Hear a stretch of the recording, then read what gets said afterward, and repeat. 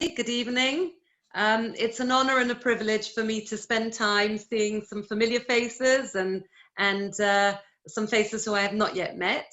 Yes, our Rebbitzin Jacqueline has said that I've just been on another Zoom meeting.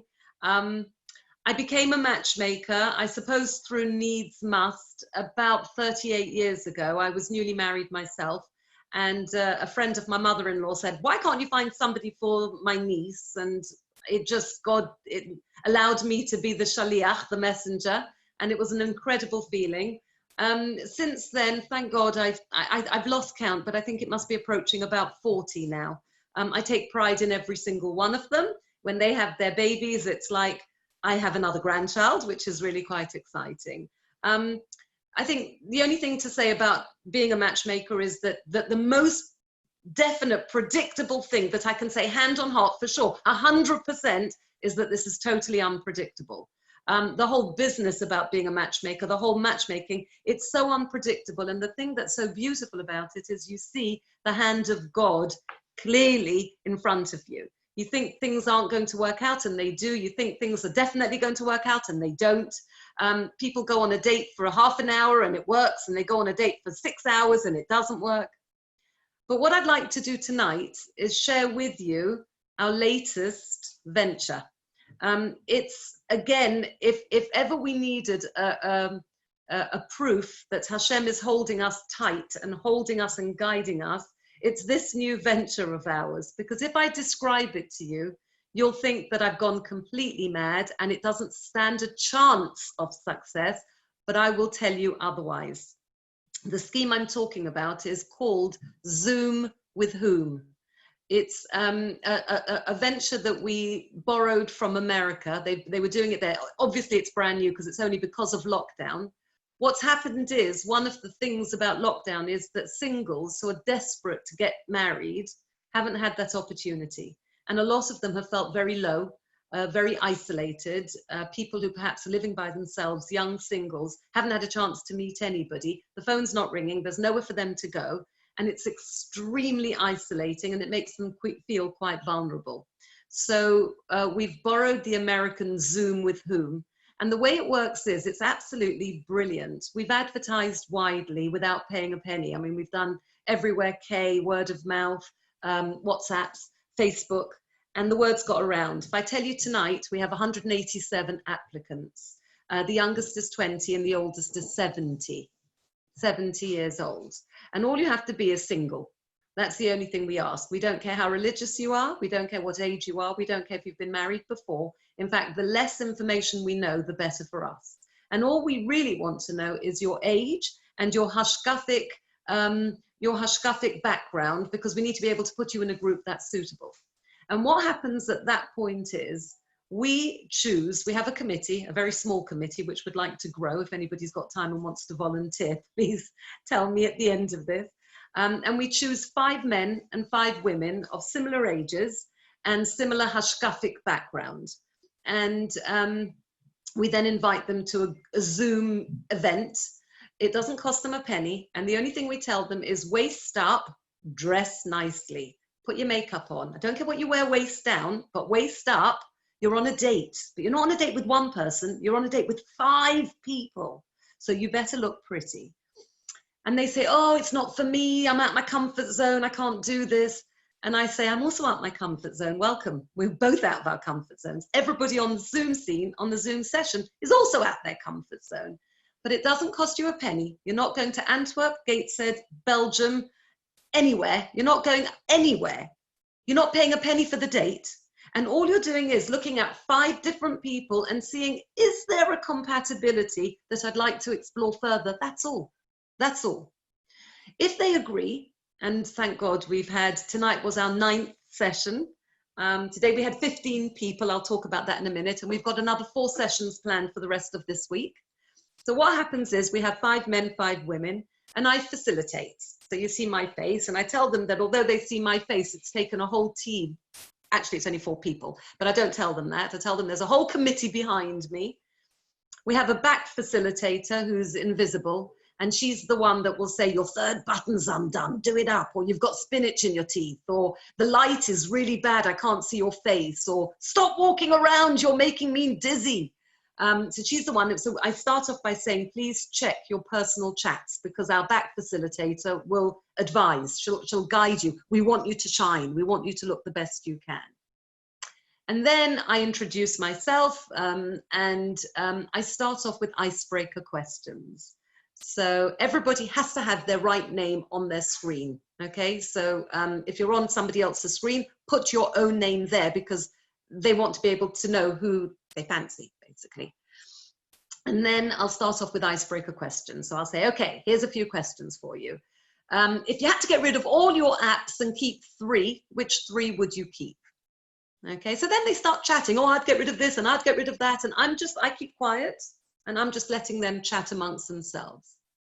Another question I might ask is, what's on your bucket list? Or if you could live in any century, which century would you choose to live in? Or anything like that. And once they're relaxed and they start bouncing ideas off each other, we go into the second part. And the second part is, okay, now that everybody knows each other, 30 seconds elevator pitch. Tell me about yourself in 30 seconds. So I would say, Rebitson, 30 seconds, what would you tell me? And she'd tell me whatever she wants to tell me in 30 seconds. And I would make sure, my job is to make sure that every single person speaks. Every single person. And when we've done all of that, I'll do another couple of icebreaker questions. So which is the nicest country you've been to? Or what's your favorite place in the world? Or what are you really good at? That was a nice question. What are you good at? And it allows them to excel and shine. And then we'll stop and we'll do a game. So I'll ask them to play 2 truths and a lie.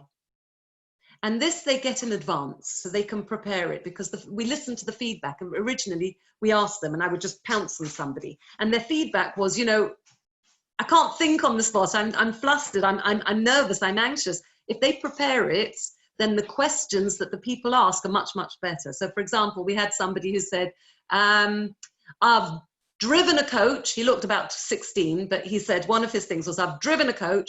I've been skydiving in Australia, and I got pulled up by the police in Zimbabwe or whatever. And then people start asking questions. What were you doing in Zimbabwe? How old were you when you drove the coach? What were you doing driving the coach? And again, I keep quiet. It's nothing to do with me. I step back and they talk to each other. At the end of 40 minutes, I thank them for coming on, and immediately slick, as slick as they got the email to invite them, as slick as they got the email on confirming that they're coming, to give them the link and to tell them to look nice. Yes, we tell them to look nice. The email tells them to prepare the questions. Then as soon as the session's finished, after the session finished at 8 o'clock, I've already got 8 feedbacks already. We asked them for their feedback. We asked them, did they like anybody? Was there anybody on that session that they actually wanted to match up with? If not, is there anybody on the session that would be good for a friend of theirs? Have they signed up to the website, shidduch.im? Would they be prepared to sign up? Any constructive criticism? And I have to say, the only criticism we don't listen to is when half of them say the session was too long and half say it was too short. So we don't listen to that. But the rest of the feedback, like give them questions to prepare at home, or don't pounce on people, they're not in school, or to introduce the facilitator, the back facilitator. They don't like to have people watching them. So tell them there is a back facilitator there. She's there because she wants to make you shine. Introduce her. And all of that we've listened to and taken on board. So that's the way that works. And as I say, we've got literally people from aged 20 and the oldest is 70, all levels of religiosity. The main feedback that came back, which is gobsmacking, is that people have said they want to carry this on even after lockdown. Because instead of agonizing, should they get on a train to Manchester, or should they go up to Glasgow, or, you know, should they travel? Should they take the day off work to date somebody? You've got 5 people here. 40 minutes is a really good amount of time just to see, is there any chemistry? Is there nothing to talk about here? Are we, you know, is there something? So the question that you're all going to ask me is, how successful is it? Out of the 9 sessions, well, today's I'm not counting. We don't know. We've already got a couple of mutual matches, but let's not count today. So out of the 8 sessions, we had about 12 mutually interested couples, which is an enormously high number. To this day, we had 4 dating until this morning, and we're down to 3. But 3 out of 80 dating, that's 6 people dating, I think is amazing. It's really amazing. And as I said to you, we had another 7 or 8 that were mutually interested, had chats on the phone, and then found that they weren't interested anymore. But that initial attraction was there, and they did chat, and maybe they even met. Maybe they went for a walk in the park. But 3 at the moment, as we speak, are dating. They wouldn't have been dating without this Zoom with Whom. So we are totally enthused. It's taking up a ridiculous amount of time, but we can see results. Crazy results in the space of 3 weeks. It's amazing. Can you imagine if anybody gets engaged at the end of it? So to answer anybody's question, why am I a matchmaker? I don't want to be a matchmaker. I want everybody to be in functional relationships that they can find their own. Sadly, it's not just a hardship of the very ultra orthodox. Today, I get people sitting with me before lockdown, sitting with me when I interviewed them. And they would say, I cannot believe I'm sitting here talking to a matchmaker, but I just can't find a nice Jewish girl. I can't find a nice Jewish boy. I don't know why. The good old days of discos or going to the cinema or going out in a group and people go off with each other, it's not happening. And I don't know why. I don't know if it's smartphones or computers. I don't know why. But we as matchmakers are busier than ever. So that was the first thing I wanted to talk to you about, the Zoom with Whom. The second thing I wanted to talk to you about was our website, which isn't a website. You can't swipe to the left or swipe to the right. There's none of that going on with us. We have a website called shidduch.im, shidduch.im. And it really is a database for matchmakers from all around the world. It comes under the umbrella of the American mummy organization called Saw You at Sinai. But because that's so American, we felt we would call it our own European name. And that's been extremely successful. And what that does is the client inputs all their own profile, and the matchmaker picks up the profile. That profile creates an algorithm so that when the matchmaker presses find match, a whole list of people come up. And then it's for the matchmaker to say, oh my goodness, definitely. Oh my, that's a good idea. And that's because the matchmaker has met the client.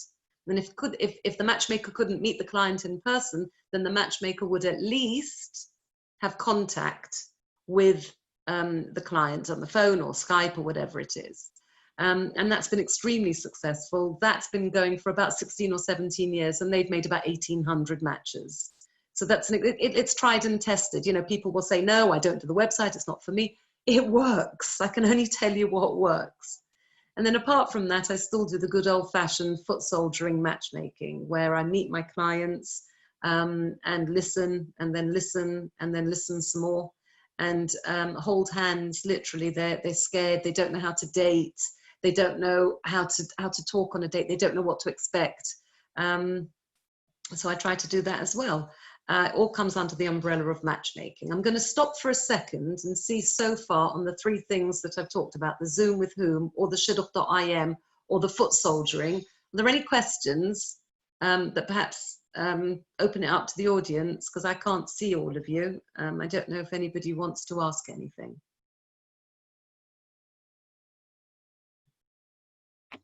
For the Zoom with Whom, is it still possible for people to join that if I wanted to tell people about that?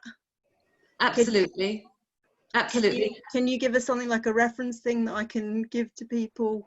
Absolutely. I've actually sent it to the Rebbiton, to Jax. Jax, you have it, I think. I think I've sent it to you. And Jax can make it available. It's also on Facebook. If you look up my page, Suzy Goldberg, spelt like that, S-U-Z-Y, it's on my page. And there's a link there. And you literally click on the link, and we want to know minimal information. It's not about how tall you are or how short you are, or ginger, not ginger, glasses, no glasses. It's first impression. I'm going to give you a real life example. We had a girl who's 33 and a boy who's 39, but they don't know their ages, okay? And they were a mutual match. Now, if I would have said to the girl, I have a 39-year-old divorcee with 2 children, she would have said, no, I'm 33 years old, no. But they don't know that online. And what happened was that they met online, and it was a mutual match. And they, at the end of it, I felt obliged to call her just to tell her the very basic of information. And she thought about it, and she said, 39, divorced with 2 children. I like him. You know what? Let's give it a try. It didn't work because of logistics. They were in different countries. But the point I'm making is that had I initially said to her, a 39-year-old divorcee with 2 children, she wouldn't have listened. But because she'd met him and she saw he was gorgeous, it would have opened up a complete new possibility. So can I just ask you, so it's not just people in London, or it's all over the country? All over the world. All over the world. Yeah, and we like to have a few new people because very often, you know, they think, oh, I know everybody. So we like to have a couple of new faces, and it's surprising how actually you don't know everybody. We've got a group tomorrow. Tomorrow's our Haredi Day, where we have 2 different groups, one late 20s and one early 30s. And they're the very frum group, which is amazing. They would never, ever agree to a Zoom with whom, but in lockdown, they're safe. They're in 40 minutes of their life. And then on Tuesday, we have golden oldies. We have late 40s, early 50s, and later 50s, and even up to 60. You think the 40 or late 40s would like to be called golden oldies? I think I'm way past that. I'm way past that. I'm historical in comparison. Way past that. But it's an older group, and yeah.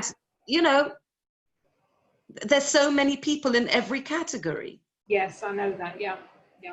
So what I'm saying is there is somebody for everybody. But you're in your prime when you're in your 40s and 50s. Well, I'm not there anymore, so I wouldn't know. I'm past that. You're not when it comes to shidduchim. Yeah. When it comes to shidduchim, you're not in your prime. So you had 10 people on the screen tonight. Tonight we tried something new. We actually had 15 tonight. It was the first time, and we tried really hard for the rest of the day, the afternoon, to split them up and to do a breakout room. But we couldn't work out the logistics. Do we bring them all in together, and then who do we send off to another room? How do we do that? And we said, you know what? We haven't got time to work this out for tonight. Tonight, we're just going to do the 15 as is. It's an experiment, and we'll try it. But I don't think I felt comfortable that I could allow them to shine enough. Although we didn't do it in 40 minutes, we did it for a whole hour. So we did have the extra time, but my back facilitator and myself both felt that it wasn't as vibrant as the other ones. And we don't know why. We don't know if it was because it was too long, maybe an hour was too long, or maybe because too many of them did know each other, so there was a knock-on effect, or the feedback has been the best it's ever been so far. So, we've normally come off the meetings and we're flying, they're so good, and the feedback's been good.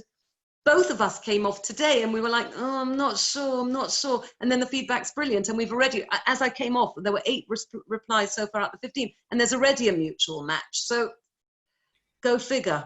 Don't know. Could you have it that there's a man on there that's so gorgeous that all the women are going for him? It's so funny. It doesn't. It just doesn't work like that. You know, there's the cool dudes, but not everybody on there wants the cool dude. You know, it's amazing. It's amazing. It's just amazing. I don't know why. It's God saying, hello, lockdown. Hello, singles. I love you and I'm with you. It's unbelievable. Can I ask you, with Shidduch I Am, is it mainly Americans? No, not at all. Saw You at Sinai is the mummy umbrella heading. Saw You at Sinai is the main part of it, and they hold the database. And they've got within it a group called J Retro, which is very secular. Okay, well, it's for the more secular Jew, wants to marry Jewish, but isn't necessarily Orthodox or observant or practicing. It's also got something called YU Connects, Yeshiva University Connects, which obviously is more to the right. Then they've got Saw You at Sinai, which is more mainstream. They've got Just Jewish. And then they've got us, which is shidduch.im, which is basically UK and Europe. Okay, because when you go on to Saw You at Sinai, it's very American. And us stiff upper lip Brits don't always like the American style. So we thought if we change our name, but still use into the database. Originally, when we first came on board, we wanted to have our own system. It costs a fortune, especially to update and maintain. And their system is so clever. If I just describe their system to you for a little bit. So what happens is you put your own profile. Up until then, I was writing everybody's profile by hand. I would go out, I'd have an idea, I'd say to the kids, go to the cupboard, the 4th book, no, the 4th book, it's on the inside, 2nd page on the inside, and they would have to read me the phone number. And it got too big for me. My brain couldn't cope. And somebody said, alerted me to this, saw you at Sinai, and I signed up as an individual matchmaker. And then somebody else approached me from London to say, we have to do this book for Britain, for UK, for Europe, and we did. And the client takes ownership and responsibility off their own page. And they write as much information as they want. There's a section to write about themselves. There's a section to write about what they're looking for, their height, eye color, hair color, if they can marry a Kohen. If they can't marry a Kohen, it will prohibit shidduchim suggesting for them that are Kohanim. It asks them if there's converts in the family. It asks mother's first name or father's first name, if you are particular that your child shouldn't marry somebody with the same name. So if, for example, my son was dating somebody called Suzy, that means my son is calling Suzy, and every time I will turn around thinking it's me. Some people are particular not to marry with such a name. So they ask you for the names, they ask you your education, they ask you your lifestyle, do you wear trousers, all sorts of questions. And it's just to ask where to place you in this algorithm. The matchmaker then picks up the name, and with the find match, then sees whether it's feasible. And then the matchmaker needs to know, are they so religious that it's no point giving the boy the girl's phone number, he's not going to phone her. I have to do that. I have to arrange when they'll meet, where he should pick her up from and what time. I have to know when to back off and let them gel. If they're modern, he'll call her and they'll just go out. If they're more religious, I will have to hold their hand. So the first date they'll go out, I'll tell him to pick her up from this address at this time. At the end of the date, they'll report back to me and I feed back to both. Yes, she had a nice time. First date is just to get to the second date, not interested in anything else, not interested in what diamond she wants, and I don't care what color her dress is going to be. After the first date, all I want to know is, did you like them enough to go a second time? End of. After the second date, if I'm still managing it, they come back to me and then they start saying, you know, it was really nice, but I know it was hot, but we only went for an hour. Was that because he didn't like me? Go back to him. You know, the second dates really need to be a bit longer than an hour. You need to get into it. And I'll take that on board for the third date. Great. Third date, he picks her up. Okay, and they go somewhere. By the fifth date, I don't want them to talk to me anymore. If they're still dating by date 5, talk to each other. There is almost at that stage nothing that the boy and the girl can't say to each other. 2 things will happen at that point. They will either come close together, because at that point they're sharing something, or it will drive them apart. And both are great answers.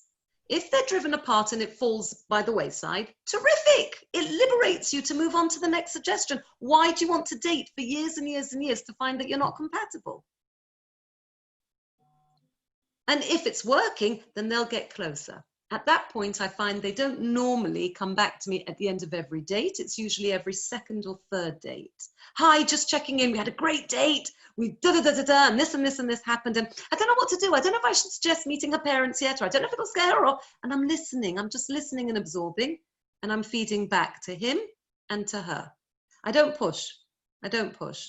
I try usually to persuade for a second date, but if they're adamant, even a second date, I won't push. I won't push. I'm listening. If it's an I don't know, then it's a definite keep going. If it's a definite no, I might not make them go even on a second date. It depends. As I said, the only thing that's predictable is that it's totally unpredictable. That's for sure. And the other thing is that I learn from every couple, every scenario. You learn about people, you learn the sensitivities, and it's so sensitive. If I could write a book on all the leaps that I've made, the mistakes, but you learn from each one, you learn. I'm stopping again to ask, are there any questions?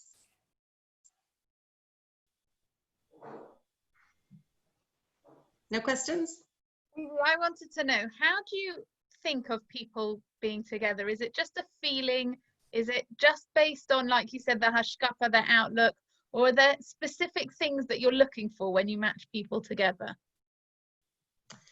It's such a lovely question. I think I do try to meet my clients, each and every one of them. And you listen with every pore in your body. You listen, your antennae are up, you just absorb what they're trying to say. And there's a lovely expression that I learned along the way. I didn't know it. It's called a Schnitt, okay? Which cut? A Schnitt literally means in German, a cut. Oh, so it's not my Schnitt. It's not exactly what I'm looking for.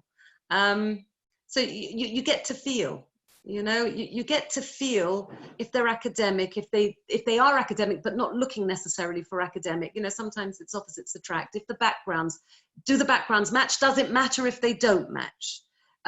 You know, families, does it matter if the families are identical, but the couples may not be?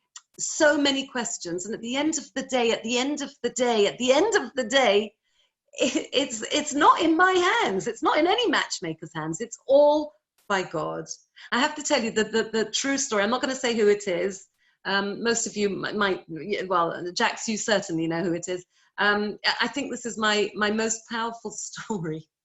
Cringe, cringe, cringe. So it was both the boy and the girl's first date. Okay, very from. They'd not been on a date before. And I remember this so clearly. I remember he was running the New York Marathon. I think they have 4 or 5 children. I'm talking maybe 15 years ago. And no, it's 16 years ago. I was in Avelot for my father. It was 16 years ago. And I remember it like yesterday. I'm sweating. I'm breaking out in a sweat. So what happened was, the boy was running the marathon and he was due back on November 11th. It will never leave me. November the 11th will never leave me. He was due back on November 11th. It was a Wednesday. And he was supposed to confirm with me on the Thursday that he was due to meet her on the Saturday night, on the Motzei Shabbat. And I had set it up with him. The only thing is that she knew she was going to date him, but she didn't know confirmed it was Motzei Shabbat because he was supposed to phone me on the Thursday to confirm, to trigger my memory, just to confirm with her. And, you know, in the beginning, she really didn't want to go out with him anyway. The mother had said to me that she's looking for somebody like my 2 nephews, except 2 of my nephews, one's black hat and one's Zionist, big kippah sruga, completely different. And she wants somebody either like him or like him. Well, they're totally different. This boy happens to be quite in the middle of both of them, as it happens. I thought it was a brilliant idea, except I forgot to confirm with the girl. So he walks up her garden path, the first time ever on a date, and he knocks on the door expecting to meet her, and she's in pajamas and her parents are on the way to Bournemouth. Now she takes a look at him and she could have turned around and said, Suzy, I am never going out with him again. But she saw him on the intercom and quick as a flash, she said, the girl's name, Suzy, whatever her name is, she's gone to bed with the flu. And he said, oh, I'm sorry, wish her better. And then he left the garden path and I've got her parents on one phone, the girl on one phone, his parents and him on another phone. I'm sweating bullets thinking, oh my God, I've sent him on, and it's a prestigious home and it's his first date and he's never going to trust me again. I couldn't talk.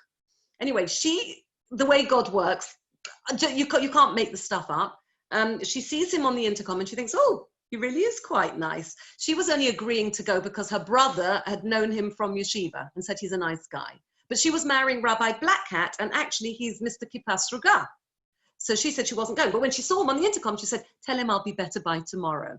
And the rest is history. He picked her up the next day. And she taught me so much about Shidduch. And she told me that sometimes Hashem sends you packages wrapped completely differently. But the essence of who she wanted was there. He just had a kippah sruga, so he didn't have a black hat. But she was marrying Rabbi Black Hat. She didn't know his name, but she was marrying Rabbi Black Hat. And he was Rabbi Kippah Sruga. So ultimately, it didn't matter at all. It didn't matter at all. And thank God they are just, Baruch Hashem, they are so happily married. And I followed them. And every time I'm on the computer and giggling, my husband Philip will say to me, oh, you got an email from them. And I keep up with them. I keep up with all of them, thank God. And, you know, So to answer your question, it's just a feeling. It's just. Yeah. It's making me smile, Suzy, because as you said, I know who you're talking about. It's very good friends of ours, and they are just wonderful. And it's also reminded me that we were dating at a similar time, and unfortunately Suzy wasn't our shadchan, but she didn't know El-Khanan, otherwise I'm sure she would have thought about it. But what was very funny, when El-Khanan was suggested, I said, no way, I'm never going out with a boy from New York.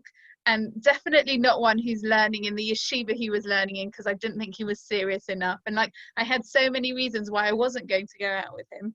And my dad said to me, just go out once. What's the worst thing that can happen? So now whenever my dad says anything to me about how crazy our life is, or about anything to do with El-Khanan, I'll always say, it was you who said I should just go out once. See what happens? What's the worst that can happen if you just go out once? You never know. So thank God as well, 15 years later, it is amazing how someone who didn't really know me all that well, and knew El-Khanan but from quite a long time ago, just thought of putting us together, and it didn't actually make that much sense. But like you said, Suzy, like these things, you I don't know, it just somehow falls into place, doesn't it? It's like someone you can see so clearly that we're not running the show. Completely and utterly. We're certainly not running the show, but I have to say, you know, people say to me, why don't you suggest people for me? And I have to say to them that nothing gives a matchmaker greater pleasure than enjoying the fruits of seeing a couple that they've put together. Obviously, it comes from Hashem. I mean, there's no question about it. But to be the shaliach, to be the messenger, I say to God, I will do my bit. I will work my tushy off to be the shaliach. I'd love to be the messenger. It is so pleasurable, it's so rewarding, it's so gratifying, that the hard work really dissipates. It really becomes irrelevant. I mean, this Zoom with whom is crazy work. I can't begin to tell you, but it's so gratifying. You see people feeling that they're cared for, feeling that somebody out there is looking after them. If people say to me, why aren't you suggesting for me? It's because I don't know. I can't think. It's not a purpose. I'm not doing it on purpose, because nothing would give me greater pleasure than trying to set somebody up. But nothing. That there is no greater, that there's no bad feeling. It's not that I don't like you, so I'm putting you with a horrible person. It doesn't go like that. It just doesn't go like that. It's just, it's just wonderful. I mean, I could tell you stories about practically every one of, you know. Thank God I've set up 2 of my nephews, both, thank God, happily married. It's wonderful. It's wonderful, but it is a responsibility. I don't take out references unless I have to. I leave that to the people themselves. It's a process. Are there any questions? I think you think the crazy Yentl situation. Nothing much has changed over the years. I don't think, you know, I think the situation of matchmaking is still very applicable. It's 2020, it'll be 2030. Unless you can come up with a better way. There's a question here from Tracy. Tracy has a question. Yeah, hi, I'm Tracy. Hi, Tracy. Hi, nice to meet you. Nice to meet you. I've been single for many years. I've got beautiful children, divorced, but I brought them up on my own. And unfortunately, the men that I've been introduced to have been, the recent months, by lovely, lovely people. The men are players. I'm just another one in the chain. And I don't want to say to these people that introduce me, well, how do you know that this man has been faithful in his marriage, or, you know, he's divorced, but he was playing, you know, no one sort of does the checks. How do you look in that background, or is there a way of doing that? Or do you understand where I'm coming from? Because it's like, it's draining now after all this time. It's a reality. It's not pleasant, but the truth is, you say that the men are players, and I'm not doubting it, not for a second, but when you meet the right one, he won't be a player anymore. No, I get that, but I'm just saying, is there a way of, do you sort of check them out by other people to know before you say, right, I'm bringing them into this room? You know, I live my life, I feel I live my life with morals and values and things like that, but who else is bringing into this room? That's okay. So the room is a separate issue. The room is safe because you're just in a room. No, I get that. Yeah, I understand. What happens next is, if you are working with a website, then what happens is, on the website for each person, there are references. And I really recommend whoever dates, take out references. Take them up, phone them, do your due diligence. Okay. Okay. I think that's really important. But you do get players. I mean, you know, I'm learning so much. I have people who have applied for the Zoom with whom, you're going to cringe when you hear it, but it's an absolute truth and there's nothing I can do about it. They're in their 60s and they want to date 30-year-olds. Oh, yeah, yeah. You know, now I can't put them in a room because a 30-year-old will be offended. Is that a man or a woman? Is that the men or the women? I'll leave you to work that out. I'll leave you to work that out. You know, the situation is that people always say to me, are there more women, which is why the men can be players? And the truth is, numerically, I don't think there are. I do think there are equal, you know, more or less equal. Certainly on the Zoom with whom, we have more or less equal, maybe 45, 55 men, if such a discrepancy, really not more. At one point we were completely equal, and then, you know, maybe it's gone a little bit more women signed up, but there should be equal numbers. It doesn't make sense.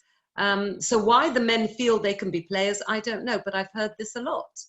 And sadly, I don't have an answer for you other than there is no shortcut.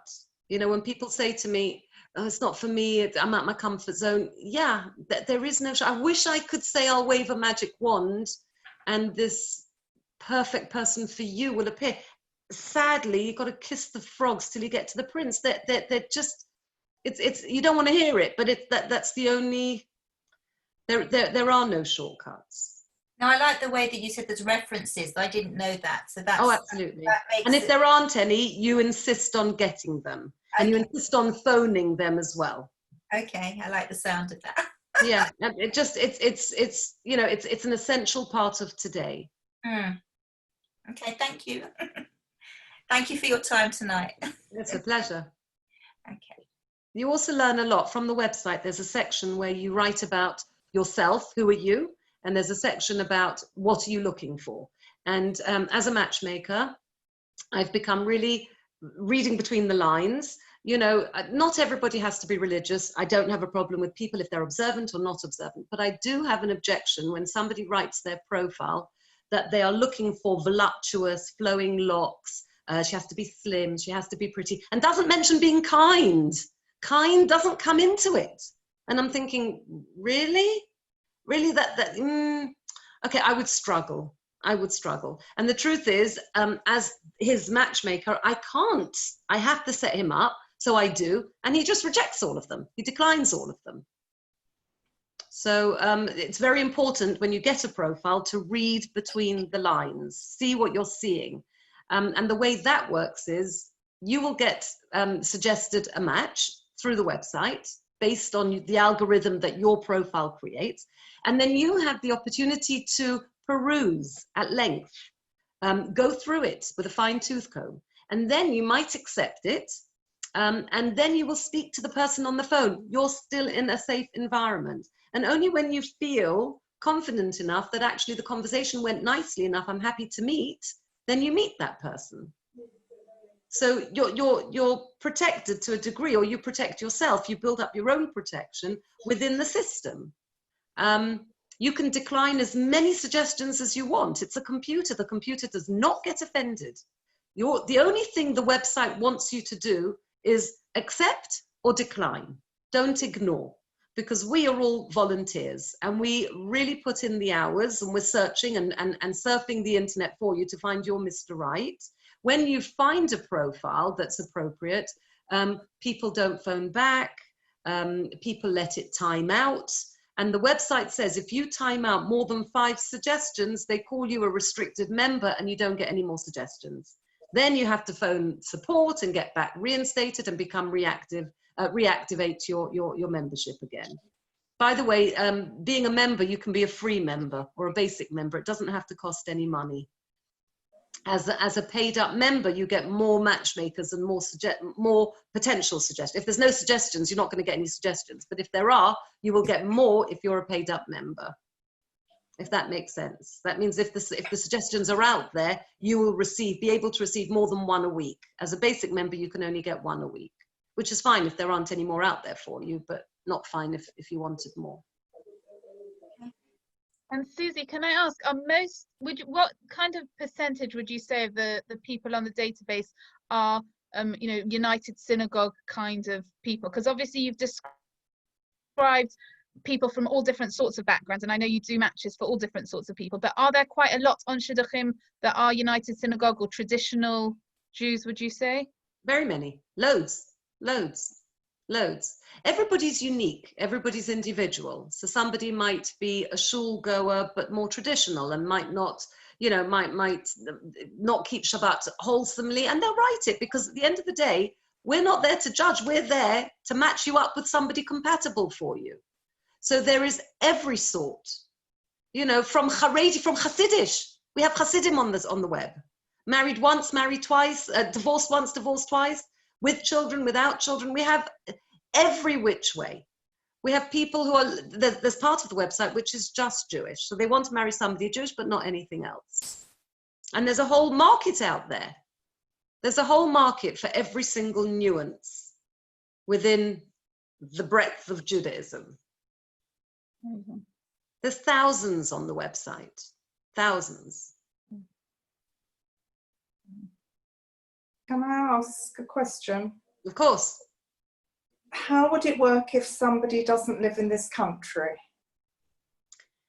At the moment with lockdown, a little bit harder, but there's loads of transatlantic matches going on all the time. Certainly on Zoom with whom we have quite a few. We've had from San Francisco, we've had from Israel, Vienna. We had, I think, 1 from Germany and 2 from Belgium today, out of the 15. So if they weren't in the country, I would expect what would happen at the moment. It's not ideal, but there would be a lot of Skype, WhatsApp video, Zoom, phone calls, you know, stuff like that until the skies open. Okay. Thank you. Are there any other questions? Hi Suzy, it's Rena. How are you? Hi Rena. I wanted to say, are you looking forward to getting back to how things were and people actually getting to meet each other rather than be on Zoom, or are you liking the Zoom? I think for initial, bam, is there a match? I think this format is very, very productive. Nothing beats face-to-face. So I think the frustration of people to get so far and then not be able to develop further, I can't wait for lockdown to be over for the singles who want to actually meet in face-to-face. But I think, you know, it's been 3 months. It's a long time in somebody who feels that their life is literally not gone anywhere. It's an outlet. It's fun. It's actually fun. The Zooming is fun. But no, I personally, on behalf of the singles, feel that this doesn't have to stop. The Zoom with whom doesn't have to stop, but it can work together with face-to-face. Eventually, it's going to you're going to have to meet the person, you know, so that you can't replace that. That's irreplaceable. But for the moment, the Zoom with whom is a good alternative.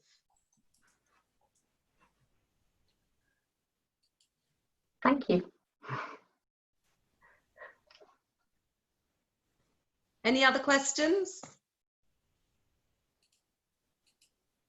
So I guess, Suzy, just from me, if there's a particularly either funny or moving, like one of your favorite, I know you obviously already shared the story of one of your biggest mistakes in terms of matchmaking, but anything either inspiring or funny that you've come across in all your years of matchmaking that you could share with us?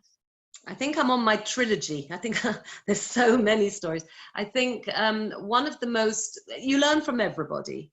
I think one really powerful moment was a couple had gone out 5 times. And on the 5th date, she said to me, look, I really like him.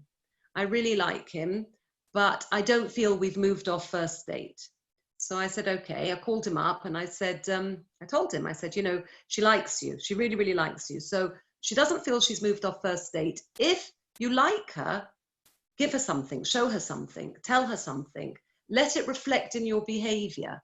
And he thought about it and he said, you know what? She's right. I haven't moved off first base. She's right. I don't like her enough. And I thought, brilliant. That's absolutely brilliant. It's honest. He needed the kick to be pushed into a corner to say, is he prepared to open up? He wasn't. And there was a reason why he wasn't. He didn't feel it. So 5 dates later, it could have been 5 years later if a matchmaker hadn't been involved, because he was just plodding. He was just plodding and there was no progress. And for me, that became one of my crucial questions. Do you feel differently at the end of the date? I don't care. You don't need to tell me if you're going to marry her. I don't care. I don't want to know. Do you like her enough to see her again?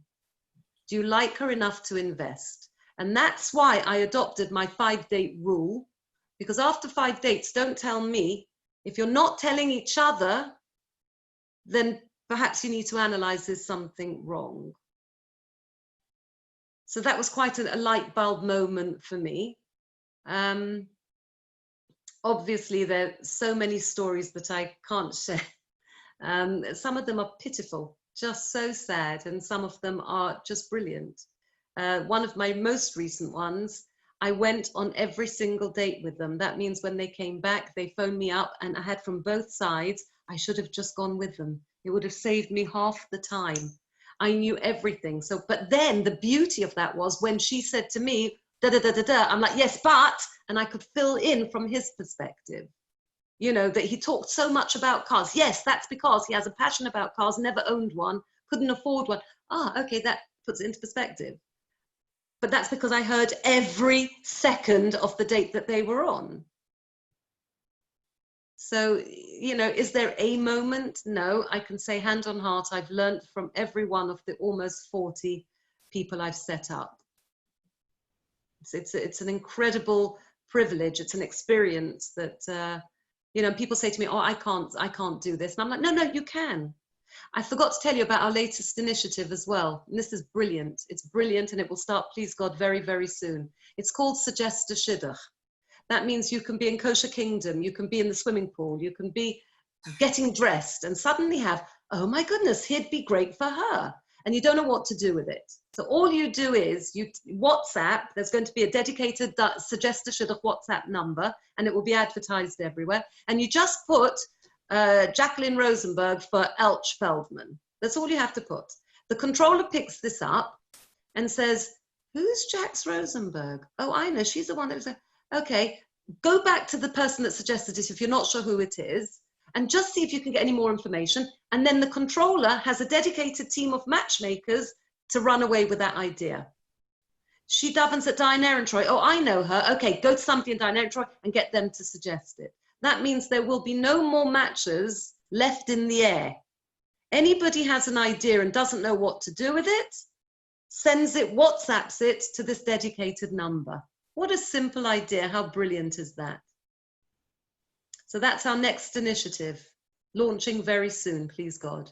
Amazing. I love it. So everyone on here now has the opportunity to be just like Suzy and be a shadchan. And actually Marilyn, which is so lovely that you're joining us, has said that, would you like to write an inspiring and helpful book? So Suzy, in your spare time, Marilyn has come up with this wonderful idea for you, which I think would be amazing, to put together a book with all the things you've learned and all the things you can teach to singles out there. Maybe you'll work on it together with her. With pleasure. Are there any other questions for Suzy before? Oh, I was just going to ask something about talking on Zoom. You know, you said it's good face to face, but I suppose if you were sort of dating, it would be, you know, if you had 5 or 6 times, you were speaking to each other a few times a week, you know, that's pretty much without having to go anywhere. And, you know, it's still a good way to get to know someone, I guess. But I suppose... It's a brilliant way. Yeah. It's brilliant. It takes away the awkwardness of the first few dates. You know, you're ready. There's a familiarity. One of the boys tonight said, yeah, I had a shower. I smelled terrific. You know, he's giving everybody a heads up that he put the effort in. You know, so yeah, there's a lot. There's a lot that can be said for lockdown, for, you know, for Zoom with whom. It's a fabulous alternative. Yeah. Thank you. It's been great. Thank you. But I think, Suzy, after this evening, you're going to be receiving lots more applications on shidduch.im. A lot more people are going to be signing up for that. And I know that, you know, you really do dedicate so much time to helping people. So thank you for explaining to us a little bit about how it works. And please God, we should be able to say, oh, do you remember the first time I heard about it was on this Zoom session from Bushy Shul? And, you know, that should be part of the Sheva Brachas speech for all the singles on tonight and all the people who know singles on tonight. And we should all be part of suggesting shidduchim for each other. Absolutely. And I'm giving you a heads up that in the event that matches don't happen, it's not because we don't want them to. It's because we really, really want them to, but for some reason we can't think of them at the moment. So it's, you know, bear with us. It's at the moment it's just gone crazy. It's thank God, but that's what we need. Okay, so just remember the one thing, that there is nothing greater than being able to accommodate people who want to be married. So that's what we want. We're all on the same team. Thank you. Thank you so much, Suzy. Any other questions before we say good night? Or if you want, anyone wants to unmute themselves just to say anything, please feel free. But Jacqueline, I sent you a message. I just said, this is being recorded, isn't it? Can we have the link again so that I've got somebody I want to send it to, who I think if they hear what Suzy has to say, will then follow it through. Yeah, I think one of the lovely things, Suzy, about, and why I really wanted you to meet the community, is because when you hear about shidduchim, it does sound very alien and very foreign. And I know there's quite a few Shtisel fans on here, right? We've all, you know, we're part of that crew. Maybe you can help Akiva Shtisel actually find a shidduch, Suzy, because I think he's still looking, right? Keep and him for myself. Yeah, yeah, we'll share him. But you said you've got some nice Hasidish people on there. But I think when you hear that, actually, it's not something just for the ultra orthodox. It's just a way of someone who meets two people and thinks that they might have some chemistry. Why not give it a try? So, you know, please God, we should all help to be involved in this really important mitzvah. And thank you so much for sharing time with us. And it's so special to see you tonight. Thank you. It's lovely to be with you, and I wish everybody well. Thank you. Thank you. Lovely. Thank you, Suzy. Lovely to see you. Bye-bye. Thank you. Thank you very much. Pleasure. Thank you. Bye. Bye-bye. Jacqueline, where will you put the link? Yeah, it's going to go on the YouTube. I'll let you know when it's live. Okay, thank you. Pleasure. Thank you. Night, everyone. Yeah. Good night. Bye, Bye, everyone.